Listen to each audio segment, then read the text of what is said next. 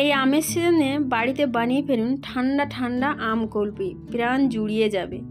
নমস্কার বন্ধুরা, আবার নিয়ে চলে এসেছি আর একটা নতুন ভিডিও। আমি মানু ব্লগ টিপসে সবাইকে ওয়েলকাম, স্বাগত জানিয়ে ভিডিওটা শুরু করে দিলাম। আজ তোমাদের দেখাবো ঘরেতে কি করে আম কুলফি বানাবে। তো প্রথমেই দেখো, আমি 1 কাপ কিন্তু দুধ নিয়ে নিয়েছি, তার মধ্যে আমি হাফ কাপেরও হাফ চিনি নিয়ে নিয়েছি, আর 2 চামচ আমি পাউডার দুধ নিয়ে নিয়েছি। নিয়ে এটাকে আমি খুব সুন্দর করে মিক্স করব, যতক্ষণ না একটু হালকা গাঢ় হয়ে আসে ততক্ষণ কিন্তু আমি মিক্স করে যাব। বন্ধুরা, ভিডিওটা যদি তোমাদের একটু ভালো লাগে প্লিজ চ্যানেলটা সাবস্ক্রাইব অ্যান্ড লাইক করে কমেন্ট করে অবশ্যই জানিয়ে দিও যে ভিডিওটা কেমন হলো, আর সবাইকে একটু পারলে শেয়ার করে দিও। তো দেখতে পাচ্ছ দুধটা আমার প্রায় ঘন হয়ে এসছে, আর আমি এর মধ্যে ড্রাই ফ্রুট দিচ্ছি, কাজু, বাদাম, পেস্তা, আর তার মধ্যে আমি সামান্য পরিমাণে এলাচ পাউডার দিয়ে দিলাম। গন্ধটা খুব সুন্দর কিন্তু বেরিয়েছে, আর তোমরাও একবার পারলে ট্রাই করো। আর যেহেতু এখন আমের সিজন, এরকম আমের কুলফি খাবো না এটা কোনো মানেই হয় না। আর এত পরিমাণে গরম পড়েছে, সব সময় মনে হয় যে কিছু একটা ঠান্ডা ঠান্ডা কিছু খাই। তো যদি এটা একবার বানিয়ে খাও তাহলে কিন্তু বারবার বানিয়ে খেতে পারবে।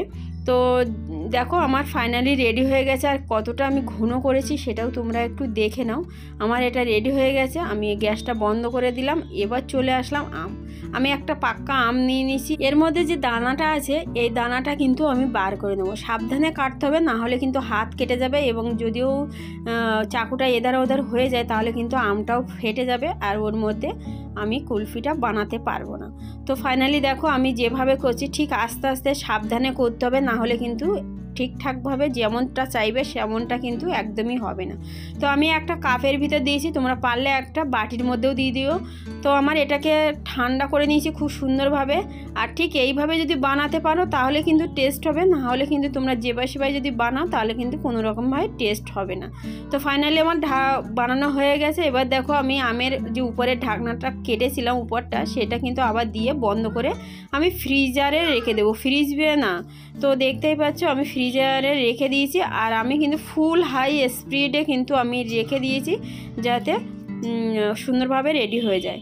তো আমি 7-8 ঘন্টা রাখার পরে আমি আমটা বার করে নিয়েছি। আমটা কিন্তু প্রচণ্ড হারে ঠান্ডা, সাবধানে কাটতেও হবে। তো আমি দেখো ফাইনালি উপরের যে মুখটা ঢাকনা দিয়েছিলাম সেটা কিন্তু আমি খুলে দিয়েছি, আর একদম পারফেক্ট রেডি হয়ে গেছে আম কুলফি। তো আমি কেটেও তোমাদের দেখাবো যে কেমন হয়েছে না হয়েছে। আর এখন আমি যে আলু ছেলা যে জিনিসটা, সেই জিনিসটা দিয়েই কিন্তু আমি আমটা ছালিয়ে নিচ্ছি। তোমরা পারলে চাকুতেও করে নিতে পারো। তো একটু সাবধানে কাটতে হবে, না হলে কিন্তু হাতটাও কিন্তু কেটে যাবে। তো আমার ছালানো কমপ্লিট হয়ে গেছে। এখন তোমাদের গোল গোল করে কেটে দেখাবো যে আম কুলফিটা কেমন হয়েছে এবং দেখতে কেমন লাগছে। তো বন্ধুরা, ভিডিওটা যদি তোমাদের ভালো লাগে প্লিজ আমাকে একটা কমেন্ট করতে জানিয়ে ভুলো না। কমেন্টটা কিন্তু অবশ্যই করে দিও আমাকে, তাহলে আমার একটু ভালো লাগবে যে আমার আমের কুলফিটা তোমাদের অনেক পছন্দ হয়েছে। তো দেখতে পাচ্ছ যে আমের কুলফির ভিতরে যে কুলফিটা আমি ঢুকিয়েছিলাম দুধের বানিয়েছিলাম, সেটা একটু বেশি হয়ে গেছিলো বলে আমি সাইডে বাটিতেও রেখেছি, যাতে যদি একটু প্রয়োজন মনে হয় তা ওটাও খাওয়া যাবে, এবং না হলে এমনিও খাওয়া যাবে। তো ফাইনালি আমার আম কুলফি রেডি হয়ে গেছে, কেমন হলো জানি।